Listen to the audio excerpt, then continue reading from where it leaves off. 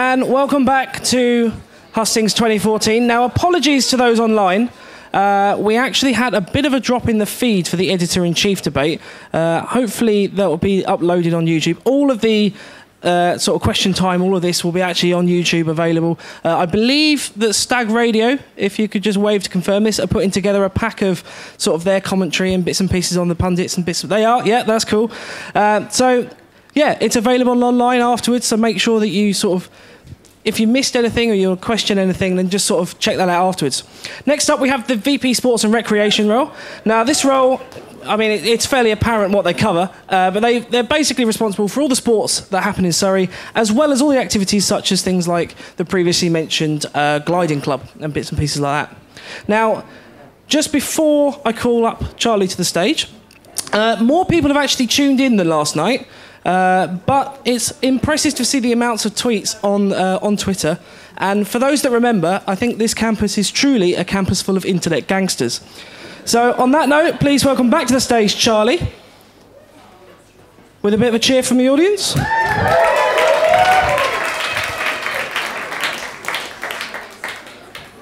And just behind Charlie, the candidates for the role of VP Sports and Recreation.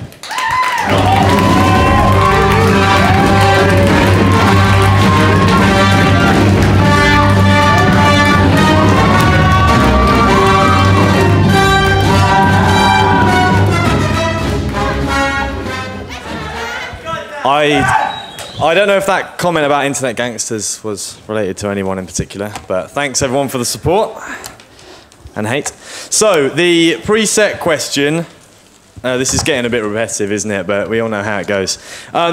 Should sports funding be based on bucks points, is the question. It's a good question. Hopefully we'll see some answers from these competitive, sporty candidates better than... Yeah, I guess it depends. I'll ask the students on what their opinion is, and we'll do polls, and everyone will be so happy. So I'm saying this to play devil's advocate. That's the feedback I'm getting. So if you hate that, then tweet, say #hate that. Okay, so let's go. Let's start off with Alex. Thanks, Charlie. So should sports funding be based on bucks points? I don't agree with this. I don't think that that's what sport is necessarily. Sport is necessarily about success. There's a lot to sport. I think even though the university is aiming to be in the top 30 by 2017, I don't think we should put so much pressure on clubs to achieve this. I think it comes from participation first. Without participation, there would be no performance. You need the people to take part before you get the top athletes or as such. Also, there's many avenues of funding with Bucks teams at Surrey. There is specific money that goes to them, but there's also many areas that money goes to for different clubs that aren't in Bucks, so we need to remember that. Okay, thanks for that. And I'll go down to Mikey on the other end. Well, in a one-word answer, I'm going to say no. However, I have an entire minute to talk about this, so a few other points I'd like to mention. There are individuals who go to clubs and perform very well in Bucks. However, at some point, these people will graduate, and then the Bucks points which that particular club will receive will decrease, obviously. And therefore, this will put more pressure on the funds redistribution that happens every year. I also feel that supporting other clubs with the potential to enter Bucks in the first place could result in more points. I also feel that the recreational side of this role, it is VP Sports and Recreation after all, cannot be ignored. Implementing a policy which would get funding proportional to how many Bucks points you have could potentially deter new members and could even introduce some form of elitism. For the more elite athletes, we do have the high performance athlete support system here at the university. And in terms of, well, what the university already does for Bucks is one of the things is that they already subsidise the minibus fees. So I do feel that a lot is already done for Bucks. Okay, thanks, Mikey. And we'll go over to Ben. Yeah, hi guys. First of all, the question actually says at the end, success brings funding. And I think first of all, what we have to do is define success. Success to me is bringing happiness to people. In the terms of a club, that is bringing happiness to its members, but also to the university board, so that they feel that the club deserves the funding that they receive. So I will butt in just so you answer the same question as the other candidate. Should sports funding be based on Bucks points? partially. Bucks points is part of the process that should give you funding. However, if you are satisfying the needs of many members, so for instance, there's clubs that have 50, 60 members that don't get Bucks points and therefore don't receive the support that I feel they need from the union, they should get more.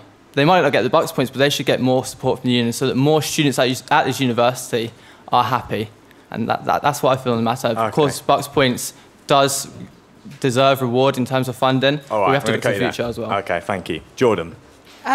So something that I'd like to push for in sport is fairness and equality. Now that doesn't mean that everyone should get the same thing. It's about working out the difference between what the clubs want and what they actually need to be sustainable. First and foremost, I believe that all clubs should have adequate training space, coaching and equipment. It's not fair that cheerleading haven't had mats for 4 years. It's not fair that basketball don't have a coach, and it's not fair that dodgeball only get one training session a week. For the university, Bucks points are their measure of success. So I believe that maybe, for example, we could give each club, for every Bucks point they get, an extra £50. So to some degree, yes, I believe that funding should be based on success. Okay, thank you, Jordan. And finally, to Dan. Good evening, everyone. Again, not an easy answer. I do think to some extent Bucks points do need to be taken into account. Like Alex has said, the university is now part of an initiative that within the next 3 years we need to be reaching the top 30 in Bucks in order to, for a long-term sustainability of Team Surrey, we need to be hitting those figures. So Bucks points, as much as it's not everyone's favourite topic, they do need to be taken into consideration a little bit. However, I think we can be managing our money that we do have currently a little bit better. Last year, there was a £50,000 surplus left over from Team Surrey. And I think previous years as well, there is quite a lot of money that is left over that clubs do not use within their own funds. So it's looking at how we can look at development plans at the beginning of the year to see how clubs can better use this money so we don't have such a big surplus. Okay, thank you, Dan. So we've had the preset question. That's the easy one. That's the one they've had 3.5 days to prepare for. And before I go into the rest, I'd like to see if this works smoothly this time. We're just going to have a short introduction to the candidates that they've pre-recorded, so QVT. The candidates There we go. for Vice President Sports and Recreation, Mikey Barton. Hey guys, I'm Mikey and I'm running to be your next VP Sports, and the main point I'm going to get across in this video is that I'm going to help your club go to the next level. Dan Jacobs. Hi everyone, my name is Dan Jacobs and this year I'm running for VP Sports and Recreation. Team Surrey has the potential to be incredible. Ben Jarman. Hi guys, I'm Ben Jarman and this year I'm running for VP Sports and Recreation. I think you should vote for me because I've got unique ideas. Alex Mackenzie Smith. Hi, I'm Alex Mackenzie Smith and I'd like to represent you to be your next Vice President of Sport and Recreation because I'm proud of what I'm part of. Jordan Thompson. Hi, I'm Jordan and I want to be your next VP Sport. Voting for me means voting for a candidate with unmatched experience. Yeah, you all said more than that, but these guys, we cut it to about 8 seconds. So. Okay, so my name's Charlie, and this is my final session of tonight, which some of you will be pleased to know. I'll be back tomorrow. So, Mikey, I've looked at these manifestos.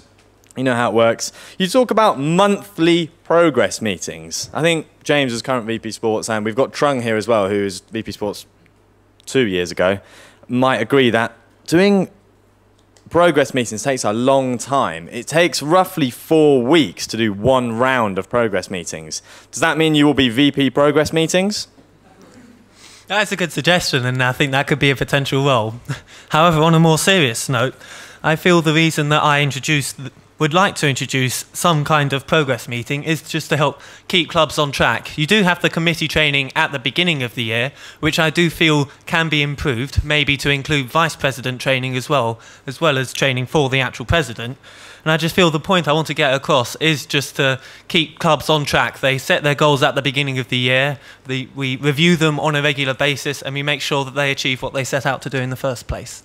Okay, thank you, Mikey. Dan, sports are better funded today than they have ever been, yet you want to add more and more in your manifesto. Where is all this money coming from? I do believe that the money that, like I said before, we have a £50,000 surplus. So the fact that people keep asking for more and more money, I'd like to get a better understanding as to why they need more money. If they have genuine reasons for more training times, coaches, strength and conditioning classes, which a lot of people do want, I do think it's better managing the money that we have. A couple of other people said they'd like more administration. I think the honest answer is that Team Surrey at the moment doesn't have that funding to provide that. So it's instead of promising people things that we can't actually promise, which is an incredible amount more funding, which we might be able to do if we reach the top 30 in the next few years, I don't think it's fair to say that that money is going to equal success. I think it's better utilising what we've got. With reference to coaching focus groups and recognition for these guys, there are a lot of... Okay. Sorry, I have to cut you there. Just okay. One more at a time. Okay. Right, okay. Boo, yeah, get them over with. Okay. Right, so Ben, at least got a laugh out of that. You're pushing for more. Once again, you're pushing for more and more.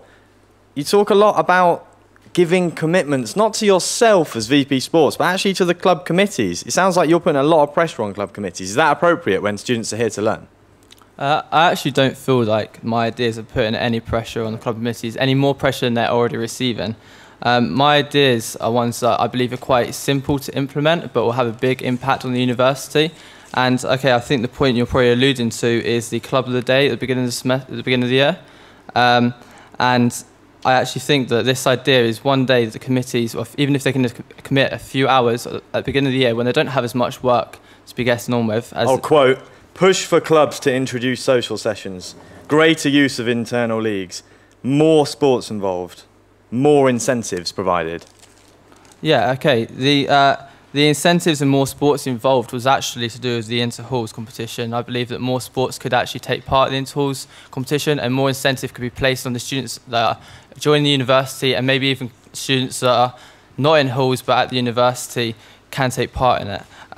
What was the other 2 points? Sorry, you said more on... I can't remember now. It's your manifesto. I'm not sure. Okay. Well, yeah. More social sessions, of course, like that relies on there being more sessions available in the first place, and it's something that I believe the university hall could be used a bit more if we work with GSA to get some... Thanks, Ben. Okay, Jordan, you talk a lot about the administrative burden that's on clubs. You even propose employing more staff to eliminate this. Do you shy away from the desk job aspects of this role? Do you want to be VP Fun?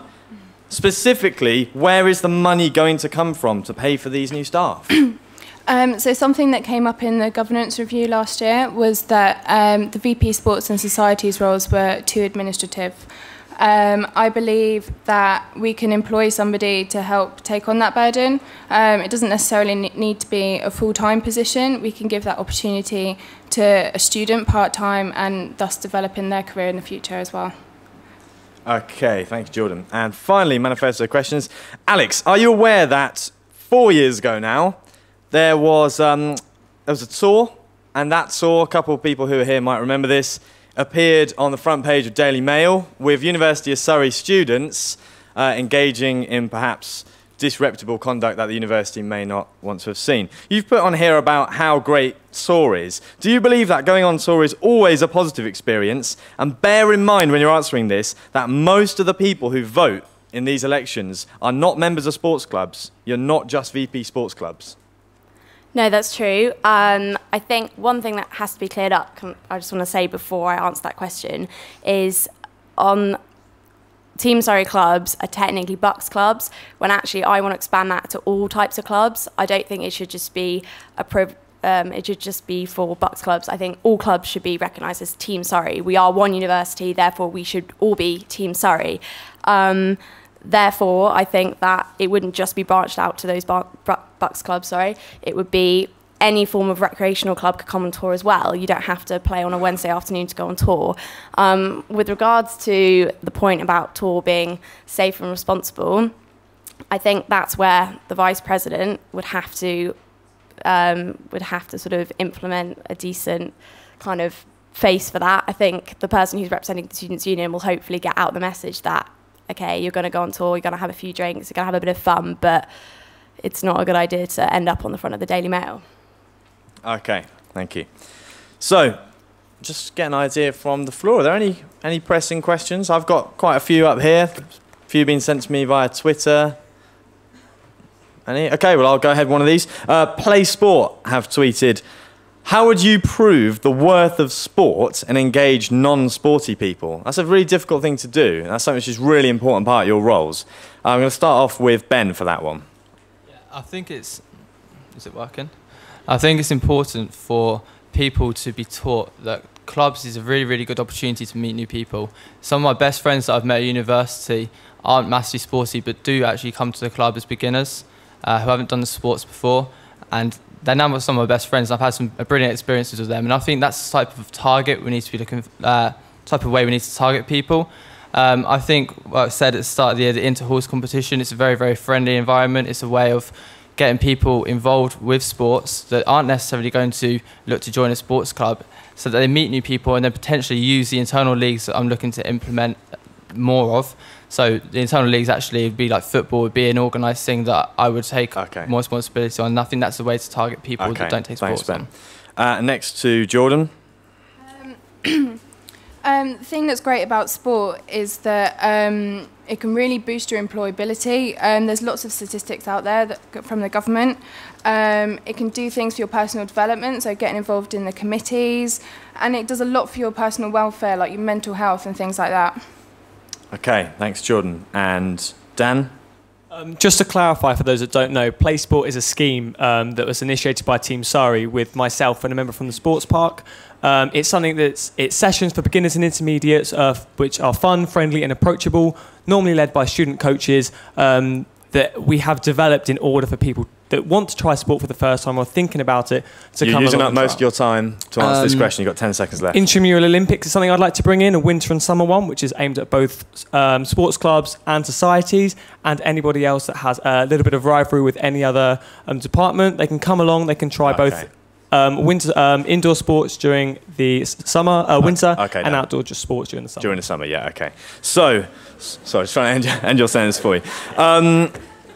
It's a bit mean. We'll go, who am I going to go on to? Alex? One way I'd really want to try and get as much participation in sport as possible would be, like the other candidates have suggested, is through interhalls. I think James started off really well with the interhall scheme. I'd want to push that further. I'd really want to get that integrated into Freshers Week. Each hall would be sort of designated a colour as such, and then that would be integrated into Freshers Week. So there would be a hall night in the week, and you'd be proud of that hall that you're part of. It wouldn't just apply to freshers. I think second, third years could get involved as well. And I'd also want to introduce an active freshers part 2 to kick off Get Fit Feb, which I think needs to be introduced. Okay, thank you. And finally to Mikey. Sports is not only a way to get fit and to make friends, it is a massive endorphin release which students really do need after spending an entire day stuck in lecture halls. And I feel that taster sessions provided by Play Sport would give students the opportunity to just see what the world of sport is like without having to commit to joining a club for an entire year.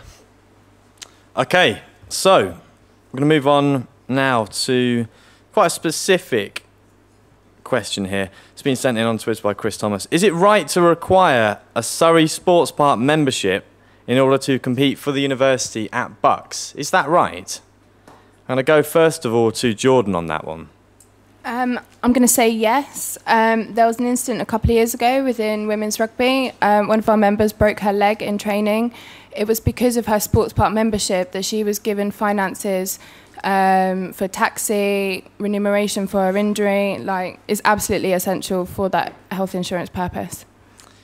And moving on to Dan. Yeah, I do believe that memberships need to be paid to Surrey Sports Park for those who play Bucks.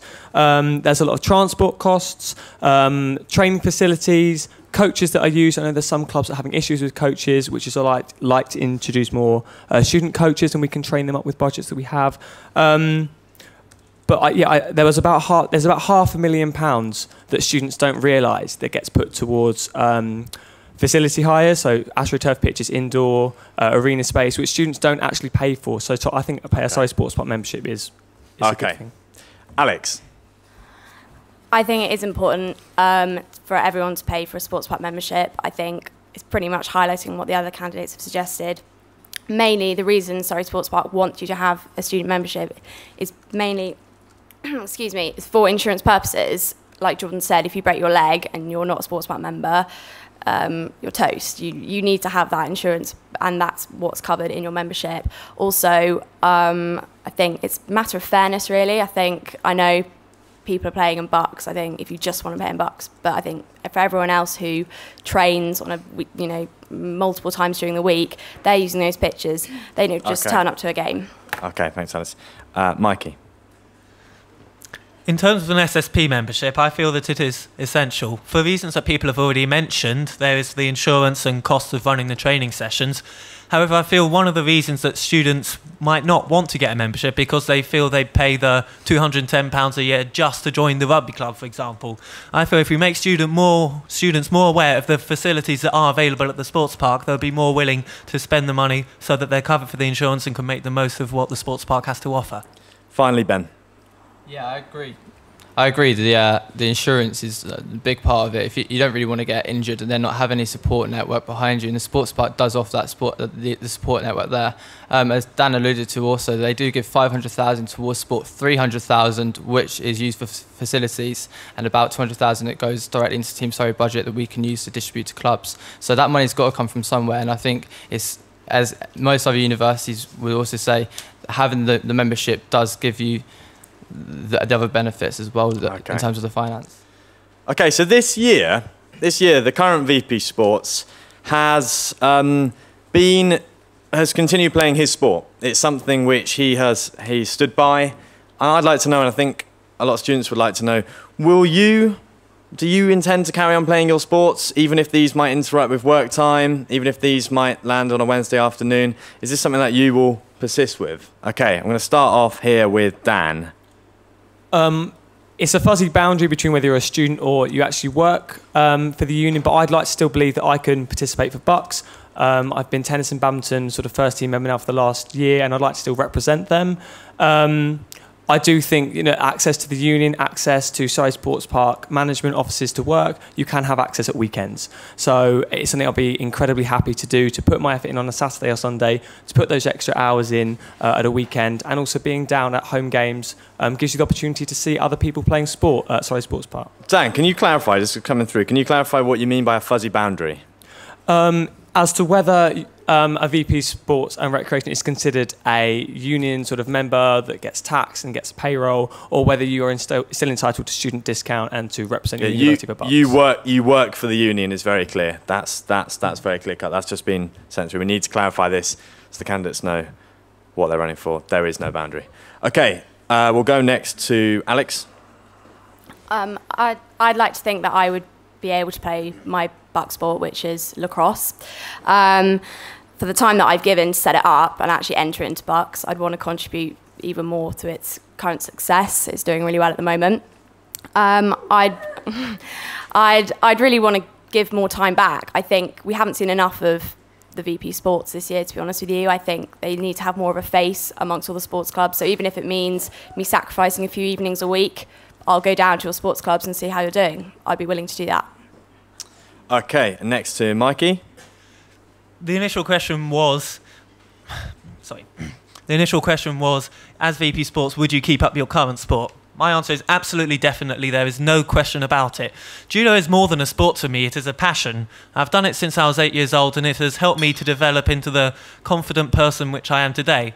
The fact that I am the president of the judo club shows that I can deliver my passion into a university club, and it's also a club which I've actually helped set up from the very beginning. So yes, definitely I will keep up my sport, even though I am the vice president of sports as well. Okay. Ben.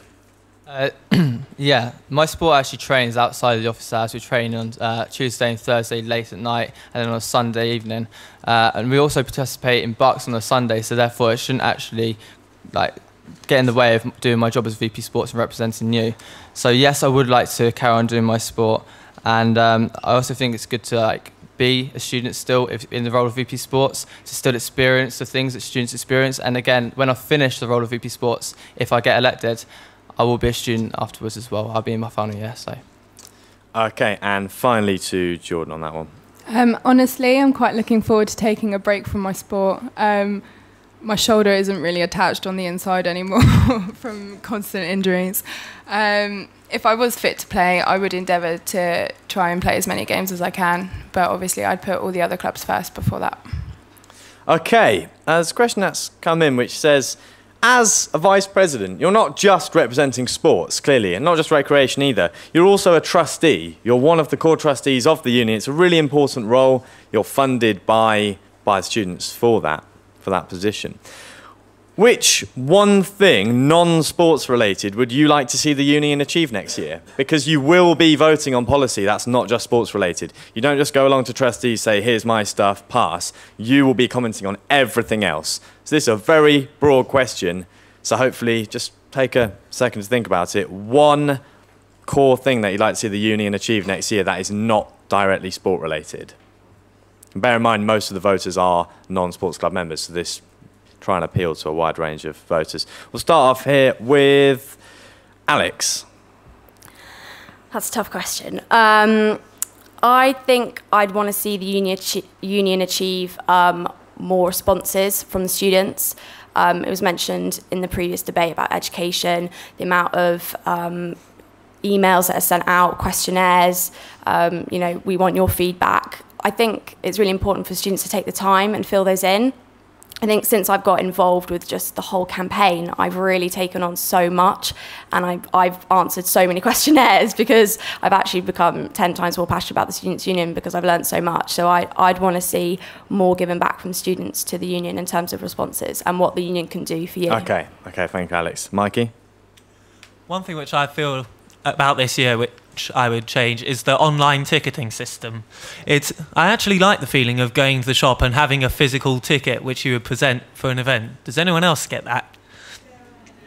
And I'm sure when the online system does crash, especially for busier events, I feel that having the option of being able to buy a ticket from the shop is reassuring.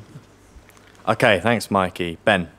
Yeah, one thing I'd like to do is really integrate international students and students from the UK to unite together so that the international students actually feel more part of the university. At the minute, a lot of foreign students, international students, actually stick in their social groups. So the Greek society, the Nepalese, for instance, they all party together and spend a lot of time together and don't actually, it does relate to sports in the sense that they don't actually take part in sports as much as maybe I'd like them to. But just the integration of international and UK students. Okay. Jordan? I'd like to improve accessibility and communication from the Students' Union. The Students' Union has so much to offer students, but so many people don't know about it. So I'd really like to push that and get more students coming to the union to gain the support that they need. Okay, and finally to Dan.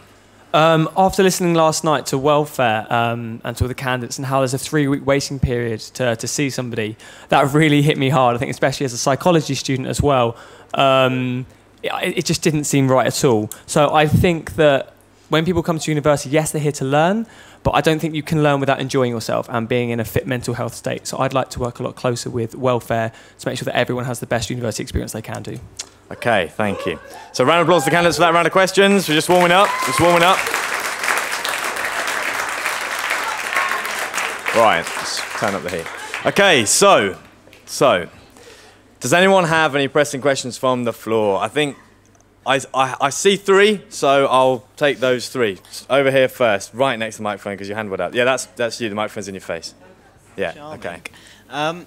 This touches on the last question about being more than just representing sports. Do you feel that there's more room for VP Sports and Recreation to collaborate with societies? If not, why? And if so, how? Okay, clear question.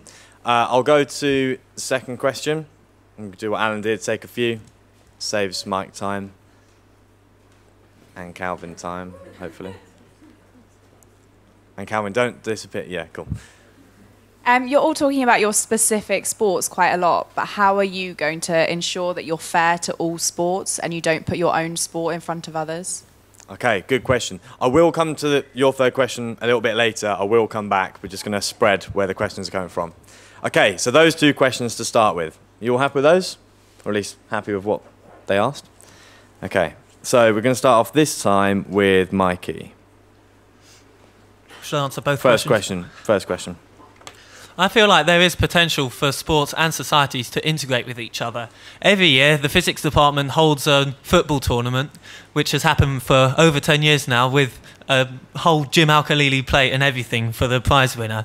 And I feel that this is a very good example of how societies and sports can relate to each other. I also feel that other sports, for example, touch rugby, or even just like a casual sports day, even, I don't know, an egg and spoon race and sack race kind of thing, something which societies could take part in and then have that sporting element to it. Is something Okay, thanks, Mikey. And if you can answer the second question as well, just going to keep these to about 30 seconds. In terms of fairness of sport, there is no question that I do have my passion for judo. However, as my role for VP Sports, I feel that I will take all sports into account and I will make sure that I listen to what you have to say and do my very best to come to a solution. Okay, thank you, Mikey. Ben? Yeah, I do also believe that there is room for integration between sports and societies. If I was to be elected to VP Sports, I would definitely push the internal leagues and charity events, and I'd want societies to actually enter a team into these events so they can be part of the sporting experience as well. Shall I answer the second question? Yeah. Okay, the second question, how will I be fair? Well, I'm not entering this role as a water polo player. That's why I am a water polo player. I'm entering this role because I have a passion for sport and I have a passion for you, Team Surrey, and this university. I want to see this university excel, and therefore I will make sure that I'm fair to all clubs. If you deserve to have more funding, more support, more training time, then you will get more training time. I'm all about opportunity. That's where I've been brought up. If the opportunity is presented to you, you should snatch it, and that's what I want Team Surrey university students here to do. Okay, thank you. Jordan? Yes, I do believe there is more room to work with the VP societies. Something I did a couple of years ago was introduce a football tournament to iFestival, otherwise now known as One World Week, and that got a lot of international societies involved. It'd be nice to do more things like that throughout the year. And the second question? For the second question, how are you going to ensure you're fair to all clubs? Well, I've got a proven track record of doing my best for all clubs at this university through my involvement in the sports executive. I was also shortlisted for the Sue Duke Plate at Colours Ball a couple of years ago, which is for the contribution to running and participation of a number of clubs. Thanks, Jordan. Dan? Absolutely, linking with societies, it's just without doubt incredibly important. I actually really like your manifesto for that reason, that you specifically want to link with societies. And again, intramural Olympics is what I'd like to do with that. It's so that two societies that maybe have that little bit of competitiveness amongst them can compete against a whole multitude of sports. And again, it'd be lovely if sports can do that back to societies. In addition, play sport, they are pay and play sessions. You do not have to have a Team Surrey membership or Surrey Sports membership to pay them. Fairness to all sports, again, it's quite similar to Jordan, nominated for the Suzup Award a couple of years back for the role for commitment to lots of clubs. And as well, my role as sport except for coaching and volunteering in the last 2 years. You know, I'm helping out at the netball domestic game with Hertfordshire Mavericks and Surrey Storm. I'm going down there coordinating 20 volunteers. I've never played netball, but I'm incredibly passionate in making sure that they have a sustainable club. Same with football, with Just Play. They had 80 members the other day. Thank you, Dan. I care about a multitude. Thank you, Dan. Thank you, Dan. And finally, Alex. Thanks for your question, Andy. I know I mentioned Battle of the Halls earlier. We all have the same idea to kind of, through in-tools, bring society sports clubs together. But I'd like to see more events like Copperfield. I was there on Saturday. I'm sure a lot of people were as well. It was a great event. It happened last year. It was fantastic. I saw so many people that weren't part of sports clubs, and it was so easy just to bring people together. And so I'd want to see a lot more events like that happen over campus, especially because it's promoting charity as well, which is really important. The second question, Jasmine, I think, like Charlie said, the first part of the role is Vice President of the Students' Union, not the sport bit. So obviously we all love sport, that's why we're sat here, but it's to listen to you guys and to hear everyone equally and fairly. So that would come first. Even though I love lacrosse, I'd put it to one side for you guys. Okay, thanks to the candidates on those two. Thanks for the audience as well. Two really good questions. Okay, so we've got a big question that's been pushed for the last 10 minutes. Okay, so currently the VP Sports is based downstairs in this building in the Union, right? And the VP Sports spends, is it now 2 days a week roughly at Sports Park? James is doing this, so I will go with about 2 days. And that's a slight increase on what it was in previous years. So my question to you, rather than saying, okay, do half and half, that's an easy answer, is it's currently in the union. So should it stay in the union, or should the role stay in the union, the desk there, next to the pigeonholes? If so, justify it. Tell us why. Tell us why. If you think it should move, tell us why as well. Okay, we're going to start off with Ben on this one. Yes, I do believe it should stay in the union. First of all, you're working for the union is your employer, so therefore you should work in the place that you've been employed. Secondly, also clubs and committees of clubs and members of clubs, they go to the union for the support and help. One thing I've actually said, it's a very small change, but I want to actually switch the VP Sports nearest the door, so that when you come into the union, VP Sports is the first person you go to.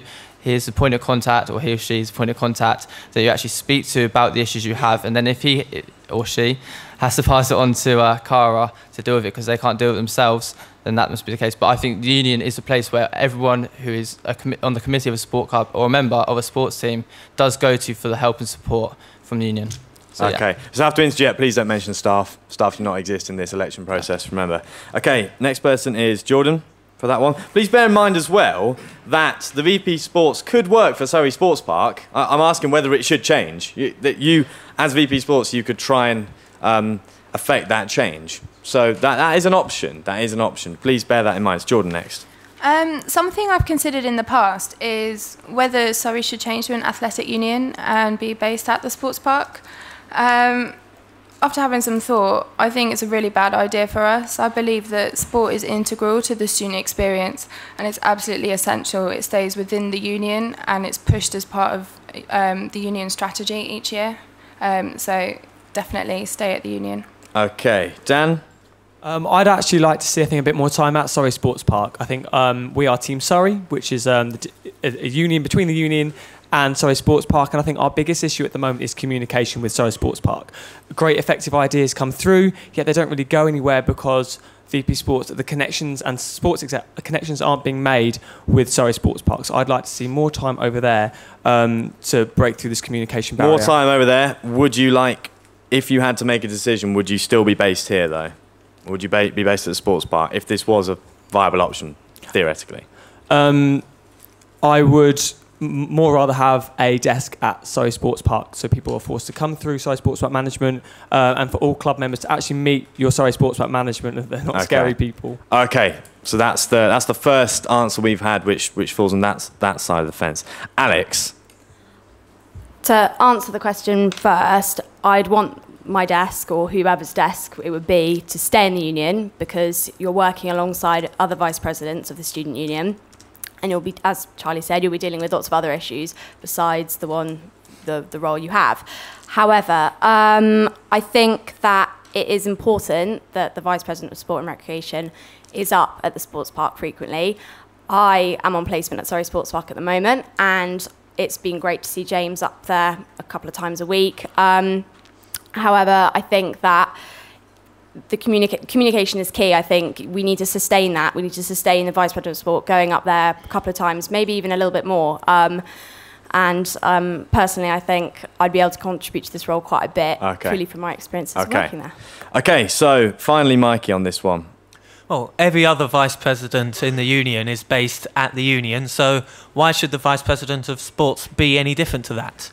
If anything, I feel that it's a link between students and the sports park. So instead of having to go to the sports park, you can go straight to the union where all the other information is, all of the other vice presidents are, and you can get information directly from them.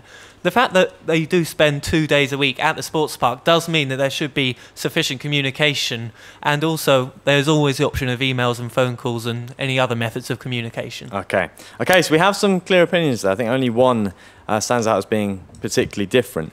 The next question is a little bit different. Someone's written in, I quite like this question. If you are competing in the Hunger Games and you can pick one of the other candidates to be your partner, which one would you pick? Just you don't have to tell us why. Just pick someone. We'll start off with.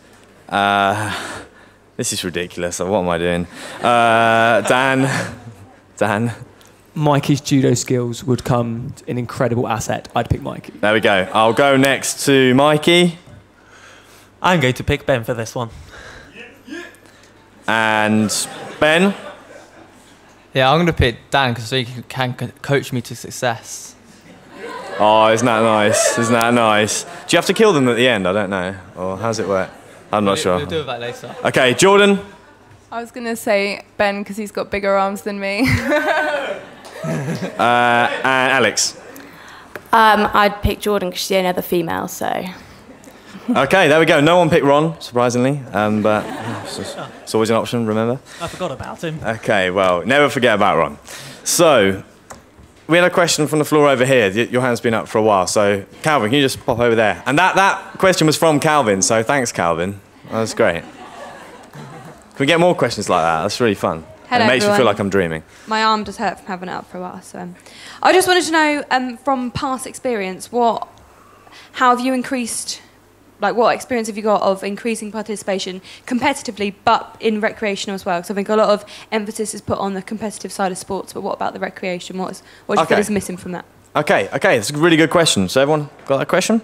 We'll start off here with Ben, I think. Yeah, being the president of water polo and also have to do with swimming, I put across the idea that swimming should have a social session before its competitive session. That has been implemented this year. However, we were let down by the sports park in terms of we asked for 8 lanes, they promised us 8 lanes, then we got there and there was only 3 lanes, so it did fall through a little bit. However, membership has increased in my club from 35 to 56 members in the 2 years I've been running it, which is around about 60% increase. I think that's quite a dramatic increase in comparison to sport at the university, which is about 20% in the last 2 years. So, yeah, that's how I've done that. Okay. Alex? When I first came to the University of Surrey, there wasn't a lacrosse club. I set one up, and in the first year, I think we had about 10 members, give or take. It wasn't great. Second year, we had 28, and now we have about 50. And we play competitively in bucks, but we also have a mixed session, which is very social. No one takes it seriously, even though we play in a league, and it's a lot of fun. So I'd like to say proudly that I've brought that to Surrey. Okay. Mikey? I feel like I can say the same about the judo club here at the university. I helped to set it up as a fresher in my first year, becoming treasurer in my second year, and now that I'm in my final year, I'm the president of the club, and I've really helped it to come along. The members which we do have are all very passionate about judo, as I am, and we're a very friendly committee, and I feel like it's been a great success. That's Mikey. Jordan? So when I took over as chair lady for the rugby club, we didn't have very many members. Now at this point, 2 years later, we've had a 50% increase. Also, we used to have something called Social Sports Day. I wanted to change that to a month-long thing, which now you guys see that as Get Fit Feb. Thank you for that. And Dan? I do think it's incredibly important to do this on a student level. So I've been ex-tennis president, introducing a third team for those social players that want to play more competitively. Or, like I said earlier, the introduction of play sport that I did with a member of Surrey Sports Park, badminton, a higher education officer. So this year for the Bucks individuals that lots of people have just done this weekend, myself and 4 other people across the country introduced a social time attack, which is taking place in a prestige environment, but it's for people that want to play a little bit more competitively that can't quite enter the Bucks Nationals. So I think some of these guys have got great stuff within university, but I don't think there's anyone else that's done it on a national level here. Okay, thanks, Dan. So we've got a question here which kind of ties into what Dan was just alluding to. So what do you have then as candidates which makes you stand out? It sounds like an obvious question, but it is something that people will be asking, and it is something that, without saying, okay, what I've put in my manifesto and I'm great and everyone loves me and I've widened participation, and that's good and that's commendable. But remember, we're voting for one candidate. So show us that you stand out and something that the other candidates don't have and can't demonstrate. We'll start off with Dan on this one. Sorry, it's going to sound quite repetitive. So yeah, people here have been mostly been presidents or founders of a club. Some play multiple sports. some work closely with Surrey Sports Park, some are involved in volunteering, participation and coordination, some work with the community, some have been a coach for students and the community, adults and juniors, some have been a sports exec, some have increased club development, but not actually participated in that sport. But I'm the only one that's done every single one of those here.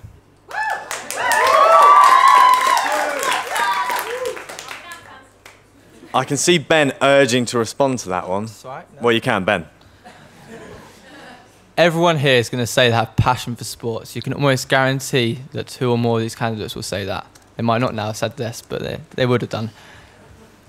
I, of course, do have passion, but I'm a problem solver. The role of VP Sports is to liaise with the club presidents and committees to solve the problems that already lie in the role in sports at this university. I am a problem solver. I will solve your problems. You come to me with a problem, I will find the best solution. Not the second best, not the third best, the best solution to excel and propel sports at this university to the next level. I can honestly say I think I'm the only person here who has new and unique ideas across the board in both performance and participation. Okay, thank you. Alex? Okay. Sorry, over that side. Alex? I've got a lot of ambition and drive. I think I've proven that through what I've done. I've got a lot of experience with multiple sports. I don't need to list them. I can give you realistic views from my experience of working at the sports park. I can tell you what realistically can and cannot be done. And I want to build that bridge of communication between the Students' Union and SSP because it needs to be done. And I feel I'm the right person to do that through the influence I have and the negotiation I can bring to that. Okay. Jordan? What makes you stand out, Jordan, that the others don't have? So I think what makes me different is my dedication to representing all of you. I've worked really hard on this over the last couple of years with developing the relationship with the sports executive and the clubs. So it's something I really like to continue to do. And by you giving me that opportunity, I can take it to the highest levels. Thanks, Jordan. Mikey, finally. Doing a martial art is not like doing any other sport. It is a way of being. It can be a way of life to some people. It has really helped me to develop into the individual that I am today. But not only have I got this development through judo, I've got a very logical approach to every task which I encounter and will give you a very clear answer about exactly what I think. I also have a lot of determination, so if there's something which I will have to fight for, then I will do it until it is done.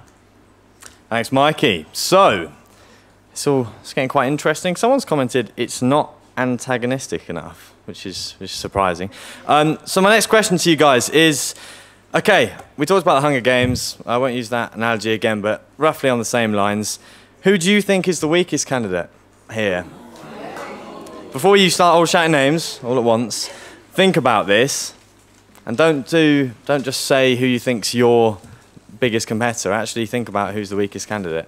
Not just on whether they've used Comic Sans in their manifesto. That's how I do it. So think about it, and I'm also going to give the candidate who you choose a right to respond. So, how's that? How's that, Twitter? Okay, so we'll start off with, who haven't we started with for a while? Jordan. I'm really sorry. I'm going to say Mikey. You're a really nice guy, but I just don't think you have enough in your manifesto. Mikey, what's your response? Keep it brief. Even though I don't have many points in my manifesto, they are quite broad points which can be applied into many situations. So rather than just listing a lot of specific points, these points can be implemented over a wide range of situations. Okay, thanks, Mikey. Mikey, who do you think the weakest candidate is? I'm going to have to say that the weakest candidate, in my opinion, is Alex. Unfortunately, making a mistake as criminal as not putting your name on your manifesto means that I don't feel... Alex, what do you have to say for that? That is true. It's a fair point, and yeah, it's a fair point, but Big Mac is on there, and that is part of my campaign name, so hopefully most of you would have heard of Big Mac, because that's integrated into my campaign name, so it's the best response I can give for that. Okay, and we'll go with Alex. Who do you think is the weakest candidate? You can't say Ron, by the way. I should clarify that. Ron's not a weak candidate here. He's a very strong candidate, and we're not going with Ron. It's going to have to be Ben, I'm afraid, purely because I think, not everything, but a lot of what you have on your manifesto is very unrealistic, and there's... Any specifics, just to pinpoint something? Whoa. To be fair. Okay, a blog and video about myself talking about your sport. This is an opportunity to showcase your sport to a wider audience without being forced on training. Okay, so Ben, what's your response? Keep brief. Okay, yeah. Actually, I think the role of VP Sports, if you're elected, starts from the point where you're elected. I'll take the time during this year before I actually come into getting paid and actually start in a position to blog and talk about the sports in their own individual way. Okay, Dan? Again, I'm incredibly sorry, Ben. I'm going to have to say you. Just from your manifesto, there's an awful lot there, some great ideas, but I'm just not sure how manageable they can all be, and I'm not sure that you haven't given enough descriptions to how you're going to do them. Similar comment, Ben. Please don't describe on all of them, but just respond to that criticism. Yeah, I feel there's actually only like 3 main points on the manifesto that are going to take a lot of my time as VP Sports, and I think that's quite a realistic number of things to be introduced in. The rest of them are, like I say, things that most other candidates would agree are good ideas and things that can be implemented with relative ease. Okay, Ben, you're a problem solver. Who is the weakest candidate? The weakest candidate? I'm sorry, Mikey. It's been really nice getting to know you, but I am going to have to say you. This isn't the weakest link. He's not going to leave.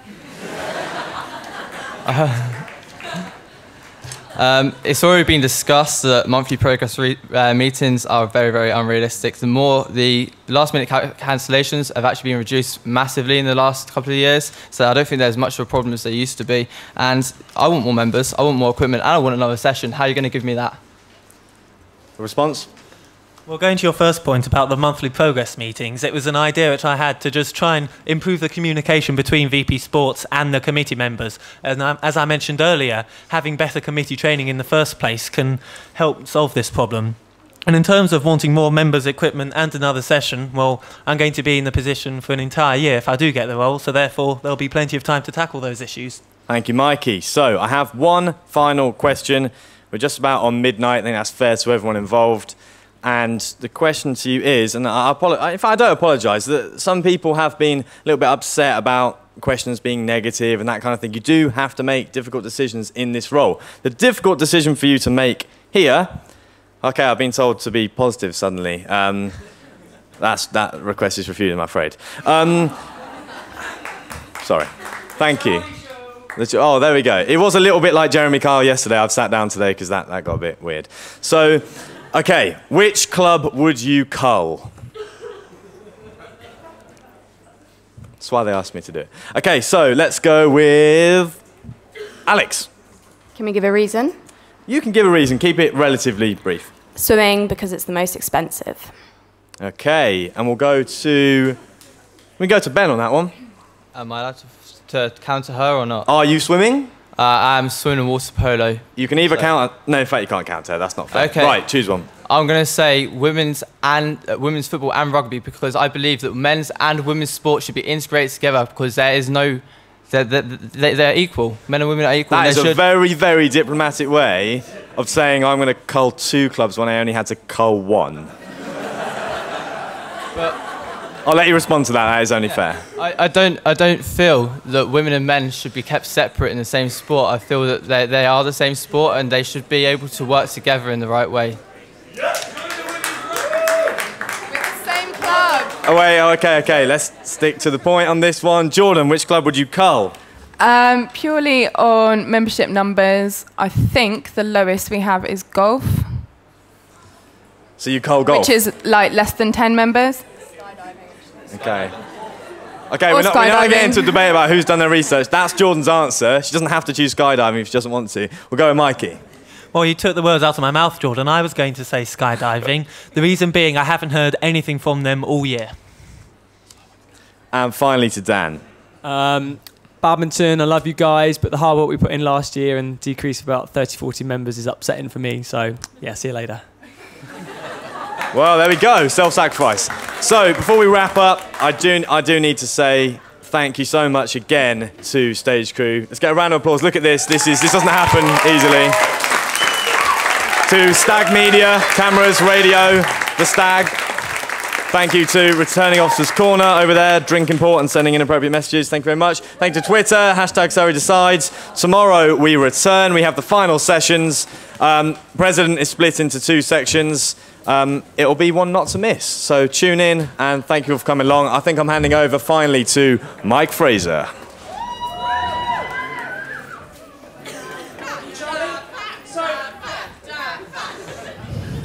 Just before everyone goes, the debate, although the question time finishes tonight, the debate doesn't have to finish. You can get involved with YouTube, ask questions to the candidates if you bump into them around campus, jump on Facebook, tweet, make sure you challenge their views. Now, everyone in here is pretty much wants to get home. Also, check out Stag Radio with 13:50 AM and online for their pundit packages.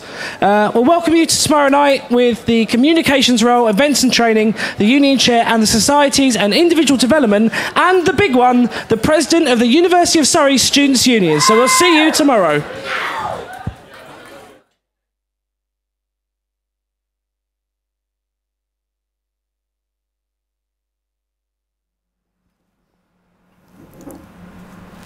Good evening, ladies and gentlemen. Thank you very much for joining us here down in Pundit's Corner. We've just seen the debate for VP of Sports and Recreation.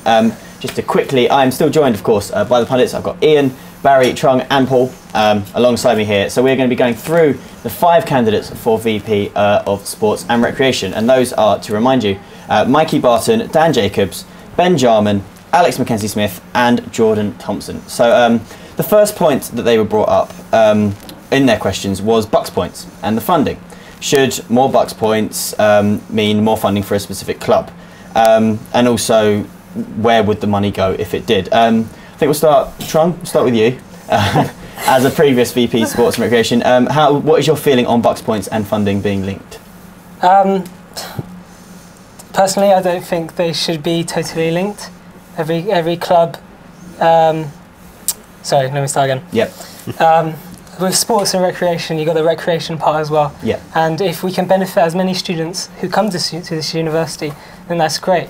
The whole bit about Bucks is that it's great and all that we can win points, but we need the infrastructure behind it. When we need actually the students, the high quality students, in order to get more Bucks points. So then there's a lot of tactics and quick wins you can actually get through Bucks points. The university concentrates on Bucks points a lot because that's what they're judged on. Yeah. But as students and as VP Sports and Recreation, you shouldn't necessarily care too much about it because it's the student body that you're looking after. And interestingly enough, in some aspects, if you look at the way the Bucks points are structured, you get individual Bucks points and you get team Bucks points. So then you put the nail down that if one person wins Bucks points because they're really good at archery, you then you give the funding to the whole archery club. Yeah, does that even make that's sense? a really good point, especially with solo sports, as you say, such as archery. Barry, just sort of coming down the line to you, how do you feel about this? Do you think, and also with the funding, sort of where would it go? They brought up the point that I think there was £50,000 of surplus last year. I mean, where could it go that it's not already going? Well, it's following a national trend, isn't it? I mean, we all were pleased to see Britain do well in the Olympics, but it was because they're following that funding only the sports they're going to get medals on. Of course, nationally, they've got Sport England as well, who are funding the recreation side of it. So it doesn't mean there's no money going to recreation, but there's reduced money. And it's a balance, and you pay your money and takes your choice, really. Do you want the money to go directly into Bucks points? The university's judged on Bucks points, and the university judges on Bucks points. I mean, you're right on that. So it'd be crazy to overlook it, but it's not either or. It's got to be a mixture of both. Okay, and just Ian as well, just finally on that. And also sort of with the facility side of things, and with the limited Surrey Sports sometimes that teams have to train, and obviously because it's open to the general public as well as Team Surrey teams, is there maybe potential for new facilities to be built at the Surrey Sports Park for clubs that maybe don't have as good facilities as others, such as there are lots of football pitches and rugby pitches that are quite high quality, but then when it comes to athletics, they have in the past used the Spectrum Leisure Centre, which is obviously further out in Guildford. Do you think there is sort of potential for facilities to be built at Surrey Sports Park? Well, we were having a discussion earlier about this. We were having a talk about how the development of the sports park has been, got to this stage at the moment. And obviously it hasn't been built up. Other universities have been built, as Barry said earlier. and we've built it in sections, and we still can build onto it further. And it depends, I suppose, where the need is to be built. But it depends if we do really well in one box competition. So one sports team excels over the others. Maybe they need more facilities to keep going and keep up at that level. Yeah. Or it could be to invest in new facilities for other sports teams to sort of bring forwards. We have more sports teams. So it's, again, is it quality or is it quantity we want? Yeah, that's a very good point. Coming back down, so looking at the sort of manifestos in general, starting, Paul, down with you. A lot of them talked about sort of inter-halls tournaments and getting sort of social sides of it. And I know Dan was talking a lot about his intramural Olympics that he'd want. And when we had the little joke that sort of he was talking about Winter Olympics, but it doesn't really snow in winter. It just sort of rains quite a lot here in Surrey, especially with recent weather. But do you think that sort of inter-halls tournaments would promote the community and the sort of unity side of things? And would that be a positive thing for Team Surrey, do you think? I think it's a very important thing that there is a larger unity, because when you've got clubs in sport, they tend to be quite territorial, I find. And not just because of that, it's quite good to get people that aren't committed to sports, like just general students who aren't, you know, members of these clubs, where things like inter-halls are a great way to do that. And I think with a greater sense of community, you could really do the things that all students want to do and build relationships, build friendships, and have a greater sense of personal development, which is very important. And that's why I think it's a good idea. I think that's a good point. I mean, I think most, as I said, most of them did talk about it. Another one that was brought up was this whole going on tour with Team Surrey. Now, I've never actually been on a tour with a club. I'm not sure also how it would work. So I was just thinking, coming back down the line, so trying, like, what would you think of maybe Team, because I know this was another discussion point we had in here, with Team Surrey Tour, would that be a good thing? Because obviously in the past they've had negative media from it. Do you still think it would be a good thing to reintroduce that into Team Surrey now? Or do clubs not go on tour at the moment? I don't think so. I'm not entirely sure if they have. Do they still go on tour? I think they quite often do. I don't think all of them do, but I think the point of this manifesto was that Team Surrey would go on the tour as Team Surrey, so it'd be more than one team going into the same place together. I think was the idea. I'm not totally sure we should. Tour's great for a lot of clubs, and the students who go have a fun experience. Yeah. And because of the way it's more of a social activity outside this, the clubs are very well at managing that element, and actually I find that some of the committees find it fun to actually organise it and take control of their clubs, taking them where they want to go. Yeah. If you then streamline it all down to one, we're then using our own resources, our staff resources, to manage it, and we might not actually get what exactly every club wants. So then we're actually forcing some clubs to go to places they might not want to go.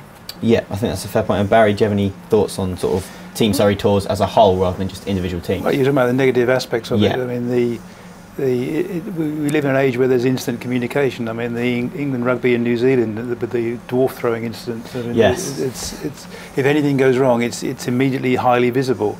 So I think as long as everybody's aware of that, negative things are bound to happen. But it's overall, 99% of the time, it's just a wonderful experience for the people involved. Okay, that's good. Just coming back up as well, a point that was brought up quite early from, because we've talked about some other manifestos we covered. Mikey Barton's manifesto, he was talking about the monthly progress meetings, but the point was brought up that it takes approximately 4 weeks to do a meeting for each club. And they were saying, like, would that actually be feasible? I mean, he said that he would make sure that they have meetings to achieve their goals. Sort of might be an obvious point, but sort of, Ian, do you think that constantly talking to clubs and constantly trying to cover all clubs, do you think we think that will work, or do you think that'll be a bit too much work for one VP of sports? I think it's reasonable to have maybe 1 or 2 assessments throughout the year and see how they're getting on, like sort of gradual progressions, make sure you can support them with your role. But to try and monitor them continuously throughout the year, like every month, what was he proposing, like every weekly meetings, monthly meetings? Well, he said monthly progress meetings, but I think that's for each club, which would then, if it takes 4 weeks to do all the teams, then it would be a constant thing. There's so many teams already at the moment, and we're just going to get more and more, and it's just going to be even more unmanageable to do. Yeah, it's a logistical challenge. Okay, that's fair enough. That's just about all we've got time for. Thank you to our pundits, and thank you very much as well for tuning in. Join us tomorrow, where we will be interviewing more VPs.